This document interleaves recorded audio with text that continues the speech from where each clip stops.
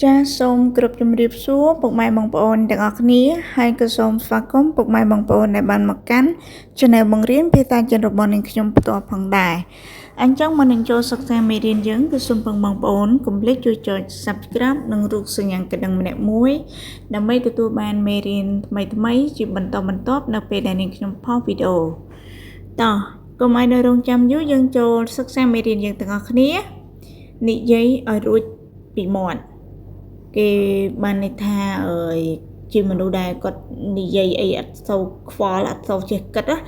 និយាយអីឲ្យរួចតែពីមាត់ហ្នឹងហើយអញ្ចឹងភាសាចិនគឺយើងអានថាសិនខោខាយហឺសិនខោខាយហឺសិនខោខាយហឺនិយាយឲ្យរួចពីមាត់អូខេបន្ទាប់ទៀតយើងចូលទៀតខោខោពេកហើយភាសាចិនគឺយើងអានថា太狠了太狠了太狠了太狠了ខូខូពេកហើយអូខេបន្ទាប់ទៀតយើងចូលទៀតសម្បត្តិប្រាក់ខែមុនគឺប្រយោគនេះគឺខ្ញុំចង់សំដៅដូចជាបុគ្គលិកឬក៏កម្មករដែលគាត់ធ្វើការហើយគាត់ត្រូវការលុយបន្ទាន់គឺហៅអ្នកផ្ទះគាត់ខ្វះលុយឬក៏អីចឹងទៅគាត់ស្នើសុំតកែហ្នឹងបើប្រាក់ខែមុនថ្ងៃអញ្ចឹងគឺយើងអានថា先预支点工资先预支点工资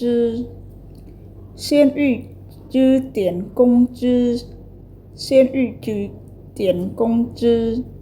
សុំបើកប្រាក់ខែមុនគេថាសុំបើកប្រាក់ខែមុនថ្ងៃអត់ទាន់ដល់ថ្ងៃគឺយើងស្នើសុំគេបើកប្រាក់ខែដោយតែយើងបញ្ញាប់ត្រូវការលុយហ្នឹងហើយអញ្ចឹងយើងអានឃ្លាហ្នឹងទាំងអស់គ្នាម្ដងទៀត先预支点工资先预支点工资សុំបើកប្រាក់ខែមុនអូខេបន្ទាប់ទៀតយើងចូលទៀតតើវាហ្នឹងគួរឲ្យទុកចិត្តដែរឬទេអញ្ចឹងភាសាចិនគឺយើងអានថា靠谱吗靠谱吗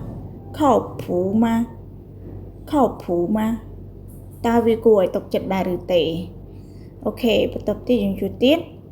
ពិតជាចាញ់បោកគេមែនឬក៏ថាចាញ់បោកគេចាញ់បោកគេមែនគឺចង់សំដៅដូចថាយើងទិញអីវ៉ាន់តាមអនឡាញឬក៏អីវ៉ាន់ដែលគេលក់នៅលើទីផ្សារតម្លៃប៉ុណ្នេះគឺដល់ពេលយើងជ្រែទៅមើលឃើញតម្លៃគេលក់ថោកជាងហ្នឹងអញ្ចឹងយើងថាពិតជាចាញ់បោកគេមែនអញ្ចឹងភាសាចិនគឺយើងអានថា果然被坑了果然被坑了果然被坑了ពិតជាចាញ់បោកគេមែនអូខេបន្ទាប់ទៀតយើងចូលទៀតតើអ្នកសង្ស័យនរណាគេអញ្ចឹងភាសាចិនគឺយើងអានថា你怀疑谁你怀疑谁你怀疑谁你怀疑谁តើអ្នកសង្ស័យអ្នកណាគេអូខេបន្ទាប់ទៀតយើងចូលទៀតគាត់ត្រូវបានគេបណ្តេញចេញពីការងារឬក៏បញ្ឈប់បើយើងនិយាយឲ្យទូស្ដាប់មកគេហៅថាដកចោលហ្នឹងហើយអញ្ចឹងភាសាចិនគឺយើងអានថា他被开除了他被开除了他被开除了គាត់ត្រូវបានគេបណ្តេញចេញពីការងារឬក៏គេបញ្ឈប់គាត់ហ្នឹងហើយអញ្ចឹងពាក្យថាខាយឈូនឹងគឺបានន័យថាបញ្ឈប់ពីការងារឬក៏បណ្តេញចេញអូខេអញ្ចឹងមេរៀនយើងដែលបានសិក្សាអំពីឃ្លាប្រយោគទាំងប៉ុន្មាននៅខាងលើនេះក៏បានបញ្ចប់ត្រឹមនឹងផងដែរសម្រាប់បងប្អូនដែលគាត់កំពុងតែស្វែងរកទិញសៀវភៅភាសាចិនដែលអាចសិក្សាបានដោយខ្លួនឯងគឺខាងនាងខ្ញុំមានលក់សៀវភៅភាសាចិនសៀវភៅភាសាចិននេះផងដែរគឺតកតងជាមួយនឹងពាក្យប្រើប្រាស់ប្រចាំថ្ងៃពាក្យប្រើប្រាស់ទូទៅពាក្យប្រើប្រាស់ក្នុងចាក់បេជើង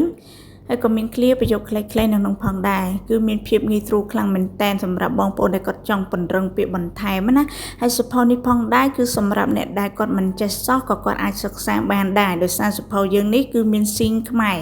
មានភាពងាយស្រួលក្នុងការអានបើសិនជាបងប្អូនត្រូវការបងប្អូនអាចកំងបានណាហើយសៀវភៅនេះគឺ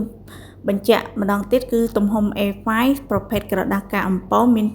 ភាពងាយស្រួលមានភាពងាយស្រួលមើលណាបើសិនជាបងប្អូនចង់បានគឺបងប្អូនអាចកំងបានចាសសូមអរគុណ